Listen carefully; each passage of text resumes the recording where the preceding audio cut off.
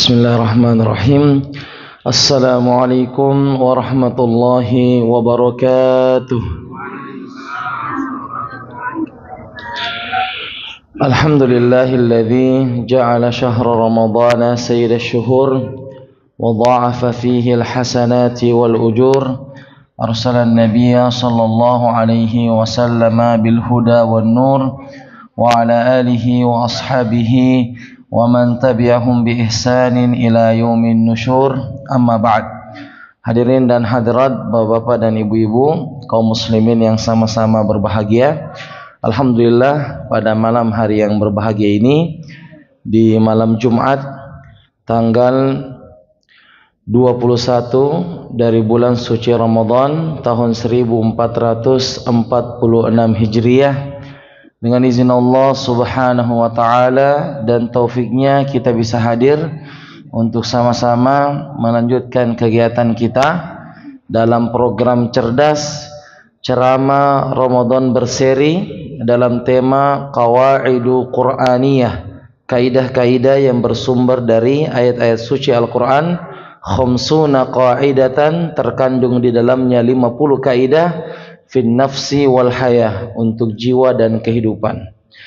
Jamaah sekalian yang sama-sama berbahagia, pada pertemuan yang lalu telah kita sampaikan bahwa pembahasan Asmaul Husna untuk tahun ini telah kita cukupkan, dan insyaallah kita akan melanjutkan kembali pada tahun depan jika Allah Subhanahu wa taala memberikan kita umur yang panjang. Dan untuk cerdas berikutnya di 10 malam terakhir ini kita akan membahas pembahasan dari kajian rutin subuh, yaitu pembahasan 50 kaidah Al-Quran untuk jiwa dan kehidupan. Para jamaah sekalian yang sama-sama berbahagia, alhamdulillah Allah Subhanahu wa taala memberikan kita kesempatan untuk masuk di 10 malam terakhir dari bulan suci Ramadan. Sebagaimana telah kita sampaikan tadi pagi, bahwasanya ini merupakan kesyukuran yang sangat besar jika Allah memilih kita untuk memasuki malam-malam terbaik sepanjang tahun.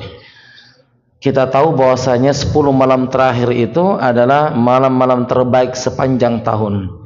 Tidak ada malam-malam paling baik, paling indah melebihi 10 malam terakhir dari bulan suci Ramadan. Untuk itu kita sangat bersyukur kepada Allah bisa dipertemukan oleh 10 malam terakhir dari bulan suci Ramadan ini. Ya, maka kita bisa mengucapkan selamat ya kepada saudara-saudara kita. Bisa kita doakan taqabbalallahu minna wa minkum. Tafadhal. Taqabbalallahu minna wa minkum.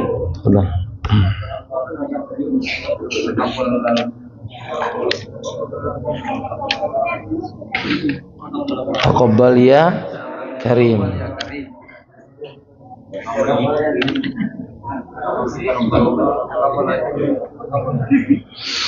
Alhamdulillah, artinya taqabbalallahu minna wa minkum, artinya semoga Allah menerima amalan soleh kami dan kalian.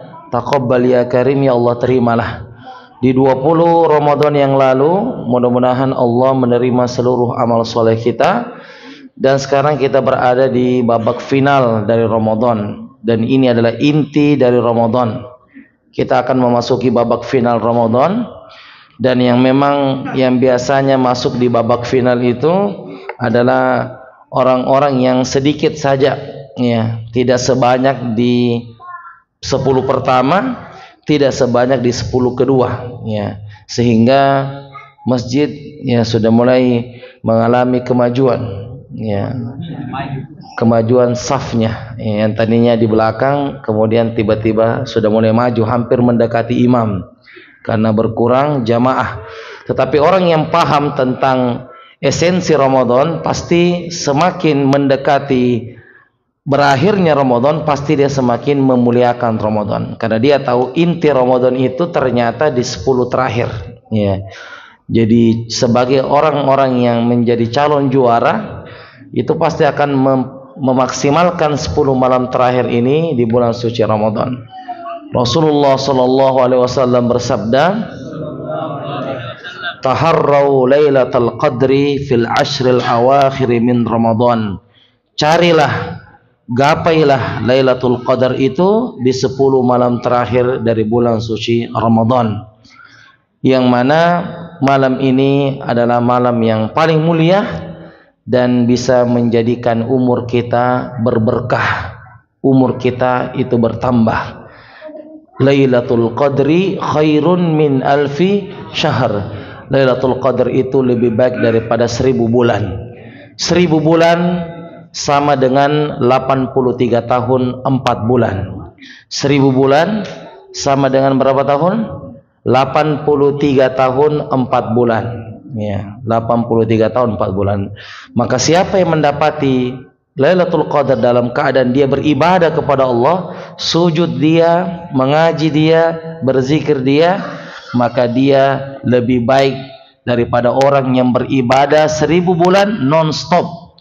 Sekiranya ada orang yang beribadah 1000 bulan lamanya dan non-stop, sholat terus, mengaji, tidak ada tidurnya, tidak ada makannya, terus beribadah, karena makan dan minum kan itu mubah, ya, bukan termasuk ibadah yang wajib atau sunnah. Jadi sekiranya ada orang yang terus beribadah 1000 bulan, mengaji, berzikir terus tanpa ada tidur, tanpa ada makan minum, kemudian dibandingkan dengan orang yang mendapatkan 1 malam di Lailatul Qadar, maka lebih afdal yang mendapatkan malam Lailatul Qadar walaupun hanya 1 malam saja, bukan 1 hari, 1 malam. Malam itu dari masuk maghrib sampai masuk subuh. Salamun hiya hatta matla'il fajar. Keselamatan di malam itu, kesejahteraan di malam itu sampai masuk waktu subuh. Sampai masuk waktu subuh. Untuk itu para jamaah sekalian, kami mengingatkan mulai malam hari ini ya kita memperkencang ya semangat kita untuk ibadah kepada Allah Subhanahu wa taala. Ya sebagai bahan murojaah ya, kalau kita bertanya apa yang kita harus kerjakan di Lailatul Qadar, apa amalan-amalan yang kita ingin kerjakan di Lailatul Qadar? Amalan soleh jamaah sekalian itu sangat banyak. Imam Al-Baihaqi dalam kitabnya Syu'abul Iman itu menyebutkan sampai 2000 amal soleh. 2000 amal soleh. Nah ini kita tidak mungkin bisa mengerjakan 2000 ini pada satu malam. Maka ya sebagaimana tadi penceramah ya maghrib ada 5 amalan rekomendasi, ada 5 amalan strategis. 5 amalan strategis ini kalau kita kerjakan mulai maghrib sampai subuh, insya Allah kita termasuk orang yang mendapatkan kemuliaan Lailatul Qadar ya. 5 amalan ini bisa kita singkat menjadi 5P. 5 apa? 5P. Yang pertama, P yang pertama, perbanyak sholat tahajud. P yang pertama, perbanyak apa?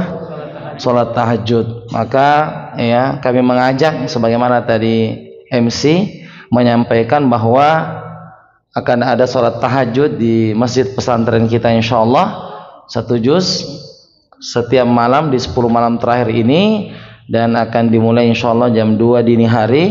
Untuk itu kami mengajak kepada seluruh kaum muslimin ya, baik yang hadir secara offline maupun yang online, untuk bisa datang meramaikan sholat qiyamul lail di pesantren kita.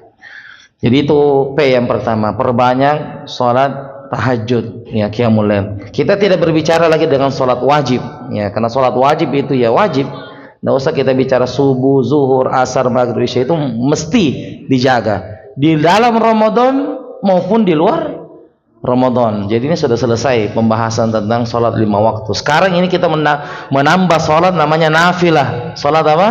Nafilah itu sholat tambahan. Jadi tolong jaga, jangan sampai kita pernah absen sholat tahajud di 10 malam ini.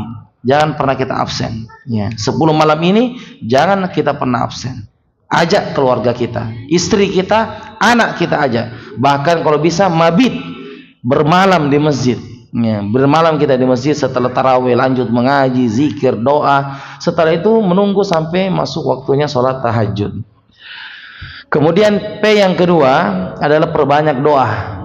P yang kedua apa? Perbanyak doa. Dan doa yang diajarkan oleh Nabi kepada istrinya Aisyah radhiyallahu taala anha, tentang kata Aisyah, jika sekiranya saya mendapatkan Lailatul Qadar, maka doa apa yang harus saya baca?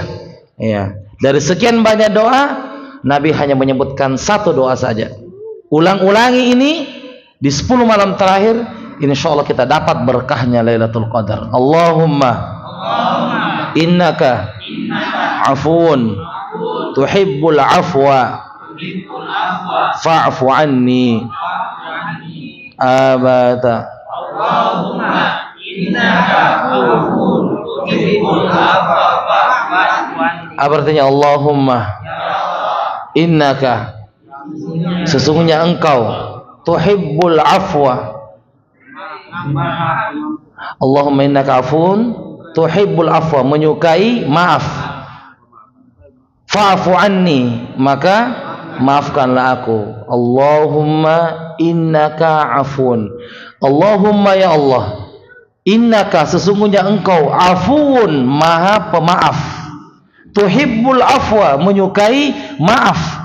Fa'fu anni, maka maafkanlah kesalahan-kesalahanku.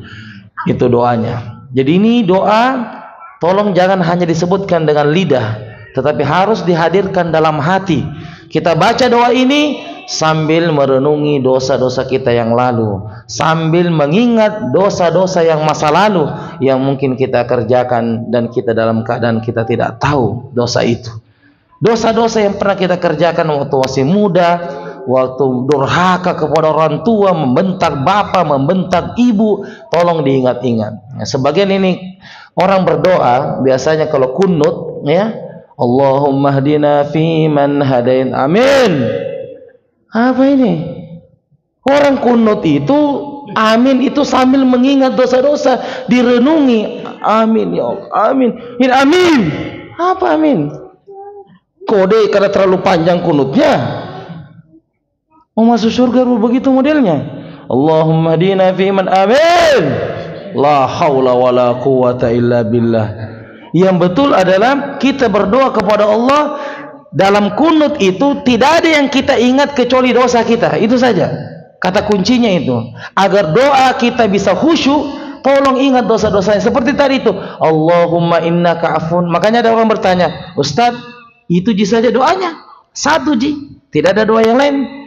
Betul, satu yang diajarkan oleh Nabi, tapi kamu tidak meresapinya. Coba kamu resapi dengan baik-baik, itu artinya Allahumma innaka afun, maha pemaaf, tuhibbul afwa, menyukai maaf, fa'fu anni, maka ampunilah dosa-dosaku, maafkanlah kesalahan-kesalahan.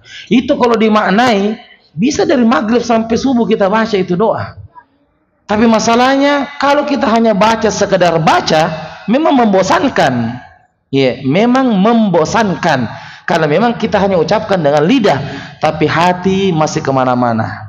Jadi tolong doa kunut, berdoa sendiri, ingat dosa-dosa kita. Tidak usah kita ingat yang lain, akan meresapi doa kita. Tapi seperti kasus tadi, kalau kunut aminnya seperti itu, dia tidak merenungi dosa-dosanya. Dia hanya berpikir kapan ini kunut selesai, karena mau pulang. Ya, nauzubillah min zalik. P yang ketiga. Ya, P yang ketiga adalah perbanyak membaca Al-Qur'an. Ya, target. Ya, kalau dulu siangnya kita lebih banyak porsi mengaji, 10 terakhir ini ya kalau bisa malamnya lebih banyak porsinya. Contoh, dulu waktu sebelum 10 malam terakhir, kita siangnya kita bisa baca sampai 3 juz misalnya. Maka di 10 malam terakhir ini kalau bisa porsi 3 juz itu lari ke malam. Naik ke malam, karena sekarang kita berada di malam-malam terbaik sepanjang tahun. Inilah malam-malam terbaik. Jadi porsi mengaji sekarang itu lebih diarahkan ke malam. Ya, jadi kalau misalnya biasanya kita mengaji 5 juz satu hari, yang pembagiannya dulu siang 3 juz, kemudian malam 2, maka kalau bisa dibalik sekarang. Yang siang itu 2, yang malamnya 3. Karena momennya ini berkaitan tentang momen terbaik sekarang adalah beribadah di malam hari, Baik. Kemudian P yang keempat, ya, yaitu perbanyak zikir. Zikir artinya mengingat Allah. Kalau doa itu meminta kepada Allah. Ya, makanya kalau doa itu angkat tangan. Ya, doa itu angkat tangan karena artinya doa meminta. Kalau zikir itu tidak perlu angkat tangan karena zikir artinya mengingat Allah, meringeraki. Ya, kalau zikir artinya meringerang. Jadi kalau misalnya zikir setelah wudu itu tidak perlu angkat tangan. Ya, masuk masjid itu zikir, tidak perlu angkat tangan. Kita angkat tangan Allahumma ftahli abwaba rahmatika, tidak perlu angkat tangan karena itu zikir. Ya. Begitu juga kalau kita mau makan, doa makan bismillah, ya, tidak perlu kita bismillah. Lari jalan kota tak diambil sama teman tak. Ya, jadi langsung saja ya, dalam hati ya, jadi tidak perlu angkat. Jadi bedakan nanti zikir dengan doa. Doa itu meminta, maka kalau meminta dianjurkan apa? Angkat tangan. Kalau zikir mengingat Allah, jadi tidak perlu angkat tangan. Apa itu? Zikir bangun tidur, zikir masuk masjid, zikir keluar masjid, zikir masuk WC. Ada orang masuk WC? Allahumma inni a'udzubika minal, ada? Nggak ada, karena memang bukan tempatnya di situ. Jadi mengangkat tangan berarti tadi yang nomor 2 perbanyak doa, angkat tangan atau tidak? Angkat tangan karena Allahumma innaka afuun tuhibbul afwa fa'fani. P yang keempat tadi perbanyak zikir, makanya tidak perlu angkat tangan. Ya, zikir banyak, sangat banyak sekali zikir. Ya, sangat banyak. Dalam Al-Quran ratusan, dalam hadis juga ratusan. Tapi salah satu zikir yang rekomendasi. Ya. Ini kita langsung sebutkan rekomendasinya. Banyak zikir, tapi zikir ini jangan kita lupakan. Abada. Subhanallah, walhamdulillah, la ilaha illallah, wallahu akbar. Diulangi. Subhanallah, walhamdulillah, la ilaha illallah, wallahu akbar. Apa artinya subhanallah? Maha suci Allah. Walhamdulillah, segala puji bagi Allah. Wala ilaha illallah, wallahu akbar. Allah Maha Besar. 4 kalimat ini sangat dicintai oleh Allah Subhanahu wa taala. Dalam hadis disebutkan, siapa yang berzikir dengan 4 kalimat ini, maka digugurkan dosanya seperti daun yang jatuh dari pohonnya. Seperti daun yang jatuh dari pohonnya. Kita mungkin pernah gerakan pohon, jatuh-jatuh itu daunnya, begitulah dosa kita dibersihkan oleh Allah Subhanahu wa taala. Abada.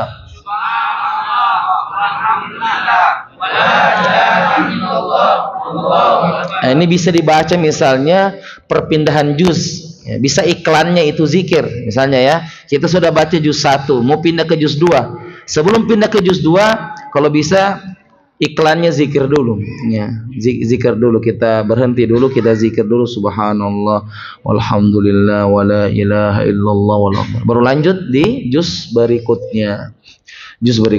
Bisa juga antara 2 rakaat ke 2 rakaat yang lainnya. Dari 2 rakaat tarawih pindah ke 2 rakaat berikutnya. Jadi perbanyak zikir. Yang tidak itikaf misalnya dari rumah ke sini baca 4 kalimat. Pulang dari masjid ke rumah lagi baca 4 kalimat. Intinya kita full berdoa dan berzikir ini. Ya, atau bisa misalnya kalau mau ke sini ke masjid berdoa Allahumma innaka afuun. Pulangnya berzikir, boleh begitu ya, di strategi saja. Intinya memang ibadah ini perlu strategi, karena kalau tidak biasanya lupa-lupa ya, biasanya lupa-lupa. Jadi kalau yang tidak sempat itikaf misalnya, berarti kalau ke masjid apa, berdoa Allahumma innaka afuun, terus dari keluar rumah sampai masuk masjid. Kemudian ketika pulang naik mobil, naik motor, di atas mobil bilang apa? Zikir, ya, berzikir 4 kalimat yang dicintai oleh Allah. P yang kelima apa? Perbanyak sedekah. Ya, bahasanya itu kami sampaikan ke jamaah. Ya, apalagi yang itikaf yang tidak keluar-keluar, sudah ditarik di rekening, sudah ditarik. Ini serius saya bertanya ini, yang peserta itikaf sudah ditarik ya. Nah, jadi kalau 10 malam terakhir ini, kalau bukan merah biru, rugi Kiki ini kalau 10 malam terakhir yang keluar warna hijau atau warna coklat. Apalagi kalau warna abu-abu, itu tukang parkir. Mau dapat Lailatul Qadar bayar parkir. Ini surga, bukan parkir kita mau bayar.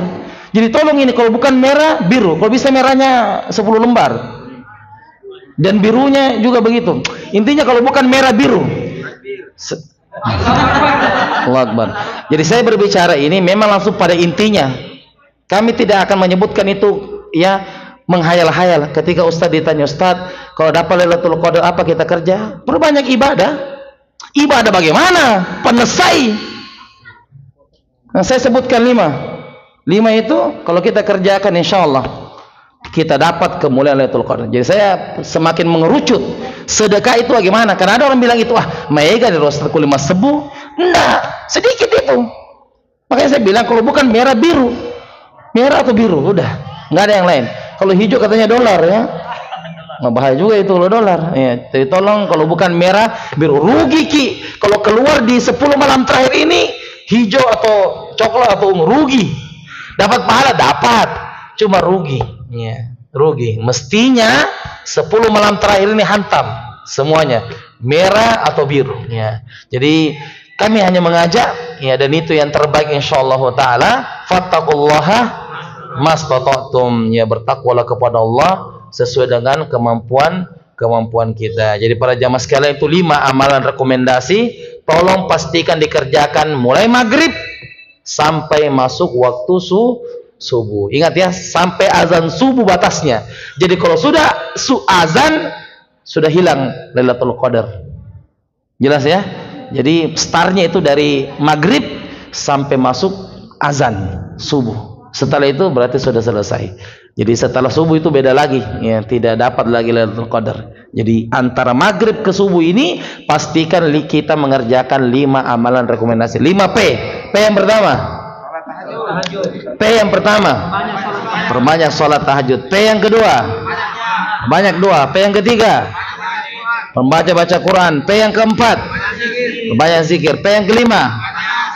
Ya, perbanyak sedekah sesuai rincian-rincian yang telah kita sebutkan tadi. Ibadah ini perlu strategi, dan 5 amalan ini tolong jamaah tidak ada lagi yang membedakan yang mana malam ganjil, yang mana yang malam genap. Kami tidak ingin melihat jumlah jamaah kalau ganjil banyak, kalau genap agak sedikit. Tidak. Kata Nabi, carilah di 10. Hantam saja itu 10. Tidak ada istilahnya berapa persen semangat 100.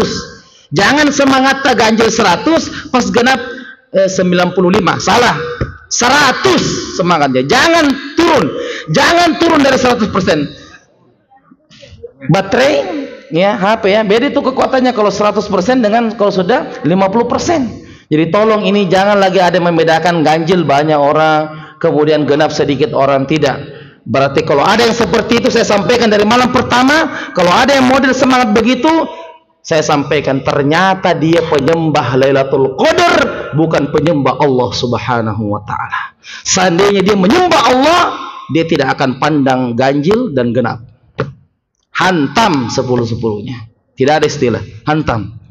Jadi tolong ya, jamaah yang sudah boleh niat-niat ini, insyaallah Ustaz, ganjil itu datang enggak? Tapi kalau genap ini katanya Lailatul Qadar, berarti kau sembah Lailatul Qadar. La haula wala quwata illa billah. Sembah Lailatul Qadar syirik atau tidak? Karena dia adalah makhluk. Saya tanya, Lailatul Qadar itu makhluk atau pencipta? Makhluk. Dan menyembah makhluk sama dengan apa? Syirik. Ini perlu diluruskan niatnya dari sekarang ini. Jadi tolong jangan ada yang beda-bedakan ganjil dan genap. Ya, tidak ada. Sama. Saya ulangi, semangat 100%. Jangan sampai turun menjadi 99, 98, enggak. 100. Hantam. Ya. Jadi begitu, saya kira seperti itu para jamaah sekalian. Ibadah itu harus jelas, dan saya perjelas tadi, jangan kasih mengambang ya, seperti sebagian penceramah mengambang. Apa kita kerja Ustaz 10 malam terakhir? Beribadah. Ibadah bagaimana? Berzikir. Zikir apa? Berdoa. Doa apa? Sedekah. Sedekah saja ya, 2.005. Pandesai. Jelas, putih dan hitam jelaskan, jangan abu-abu ya.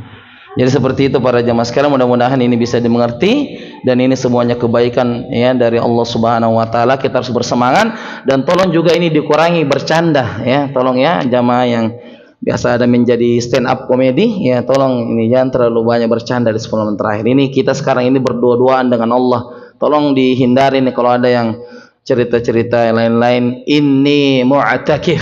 Ini apa? Artinya ini mu'takif. Saya sedang beriktikaf ya. Tolong jangan terlalu banyak bercanda. Baik. Jazakallahu khairan atas perhatiannya. Insyaallah kita akan melanjutkan pembahasan kita dari qawaid Qur'aniyah. Terakhir telah kita sebutkan tadi pagi kaidah yang ke-22 ya. Yang mana Allah Subhanahu wa taala berfirman dalam surah Yusuf ayat 88 sampai ayat ke-90, innahu man yattaqi wa yasbir, innahu man yattaqi wa yasbir, fa innallaha la yudhi'u ajral muhsinin. Innallaha la yudhi'u ajral muhsinin. Artinya? Sesungguhnya barang siapa yang bertakwa dan bersabar, maka sesungguhnya Allah tidak akan menyia-nyiakan pahala orang yang berbuat baik. Baik, telah kita sebutkan bahwa di sini kisah tentang Nabi Yusuf ketika beliau bersabar dan bertakwa menghadapi begitu banyak ujian yang diterpa oleh Nabi Yusuf alaihissalam, semenjak anak kecil dibuang ke dalam sumur, kemudian dibuatkanlah drama kepada bapak beliau Nabi Yakub bahwa Yusuf telah dimakan oleh serigala, padahal Nabi Yusuf alaihissalam dibuang dengan sengaja oleh saudara-saudaranya, dan beliau bersabar dan bertakwa. Kemudian Allah memberikan derajat yang tinggi baik di dunia maupun di akhirat. Insyaallah untuk kelanjutannya, untuk cerita Nabi Yusuf, kita akan melanjutkan pembahasan kita pada malam hari ini. Wa hadza majlisu 21 min kitab Qawaidu Qur'aniyah 50 qa'idatan fi an-nafsi wal haya, al-muallifu asy-syekh Umar bin Abdullah al-Muqbil hafizahullahu ta'ala. Bismillahirrahmanirrahim.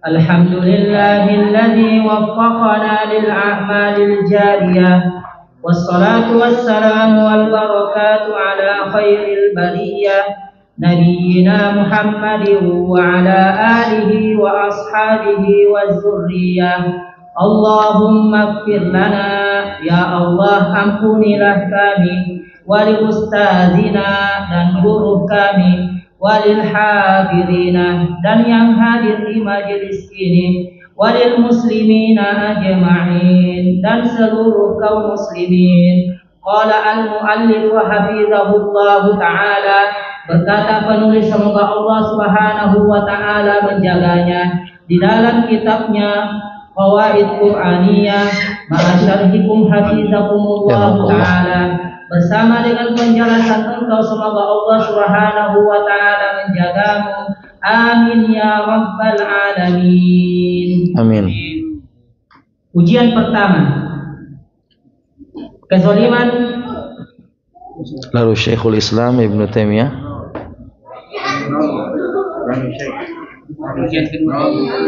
Lalu Syekhul Islam Ibnu Taimiyah menjelaskan kekuatan kaidah ini.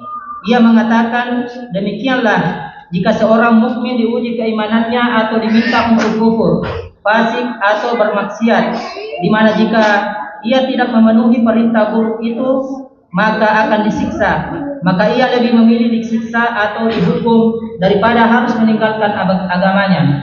Siksa itu baik berupa dipenjara atau diusir dari negerinya sendiri, seperti yang terjadi pada diri kaum muhajirin, di mana mereka lebih memilih berpisah dengan negerinya ketimbang harus meninggalkan agama. Padahal mereka harus menerus mendapatkan siksaan, ancaman serta penindasan dari kaum musyrikin.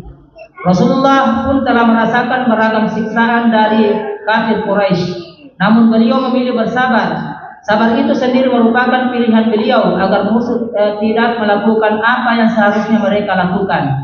Pilihan sabar itu lebih besar dan berat dari kesabaran yang diperlihatkan oleh Yusuf alaihissalam. Karena Yusuf diminta untuk melakukan dosa dan ia akhirnya dipenjara karena tidak menuruti permintaan itu. Sementara Rasulullah dan sahabatnya diminta untuk kufur. Jika mereka tidak memenuhi maka disiksa, baik dengan membunuh atau selainnya. Bismillahirrahmanirrahim. Alhamdulillah wassalatu wassalamu ala Rasulillah wa ala alihi wa sahbihi wa mawala amma ba'd. Qala al-muallif rahimahullahu taala, disebutkan tentang bagaimana kisah Nabi Yusuf.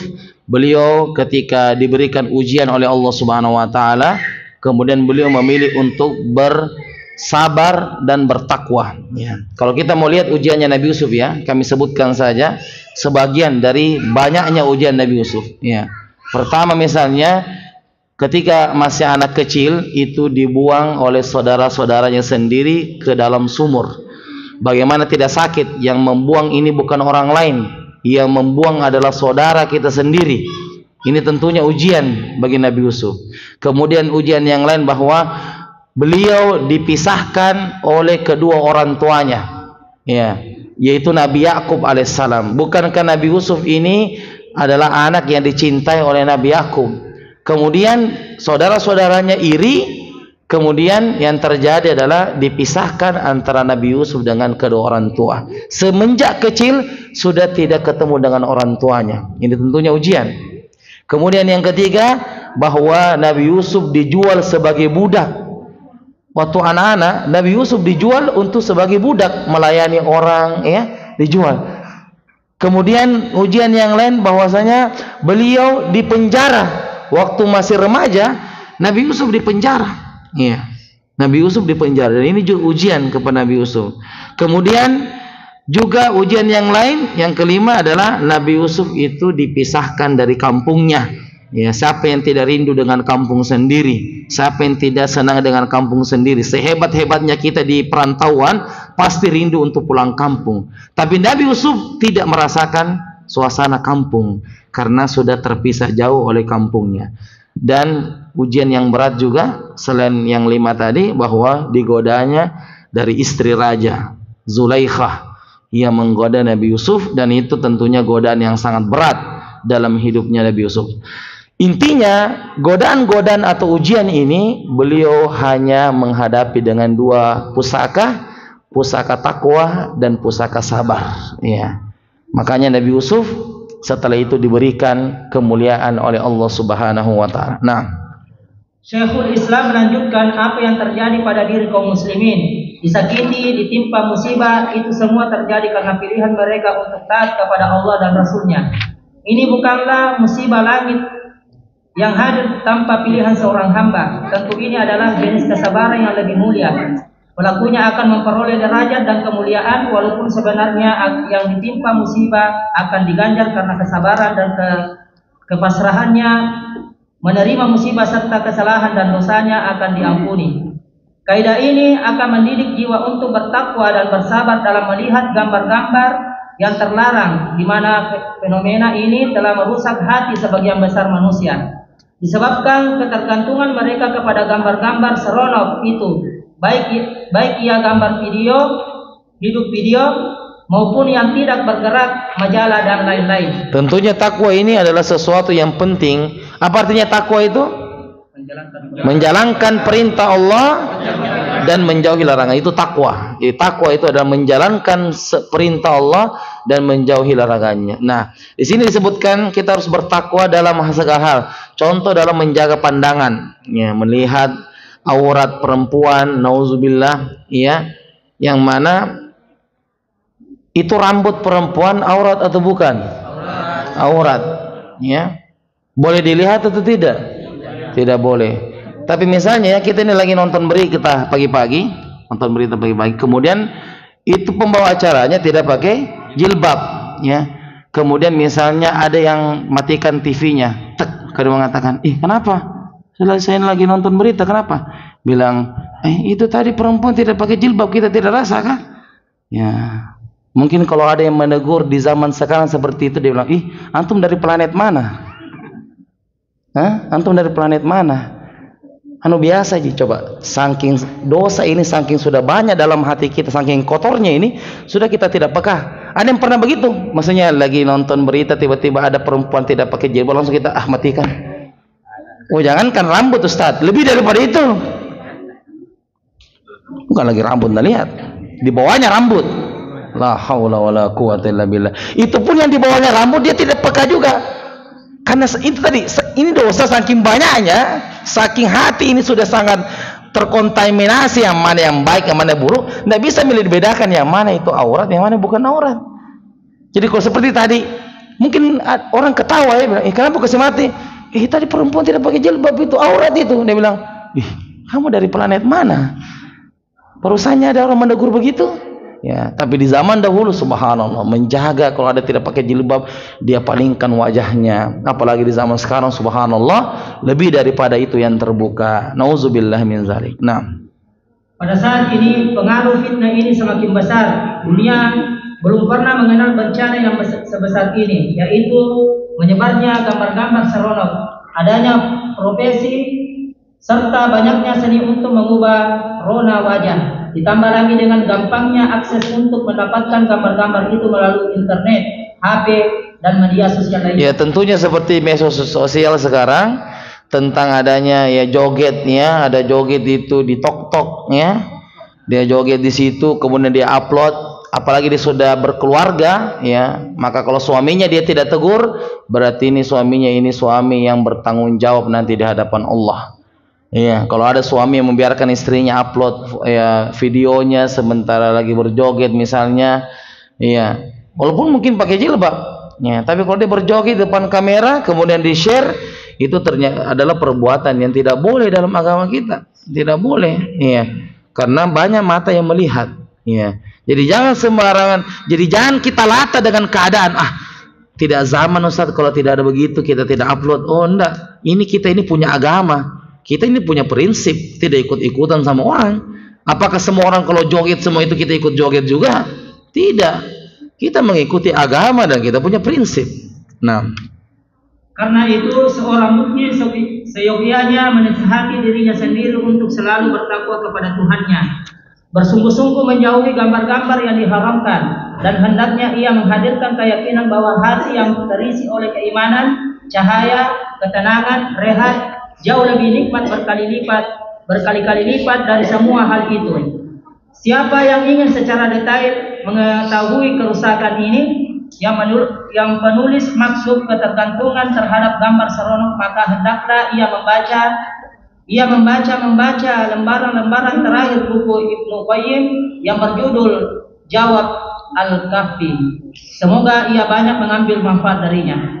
Seorang yang telah menjadi korban kejahatan ini hendaknya teringat bahwa apabila ia menjaga diri dari hal-hal yang diharamkan Allah, menjaga pandangan, perkataan, dan tindakan, maka ia termasuk orang bertakwa dan bersabar yang dimaksud oleh kaidah Al-Quran ini. Baik, jadi disebutkan bahwa Imam Ibnul Qayyim itu punya kitab namanya Al-Jawabul Kafi.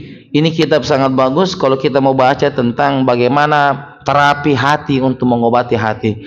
Ya, Ibnul Qayyim ini termasuk ulama yang sangat banyak karyanya bercerita tentang hati, ya, bagaimana mengobati hati, bagaimana menjaga keikhlasan, ya. Itu banyak ditulis oleh Imam Ibnul Qayyim Al-Jauziyah rahimallahu taala. Maka apa yang kita jaga dari pandangan kita akan masuk ke dalam hati kita. Kalau kita pintar menjaga pandangan, maka hati kita akan bersih.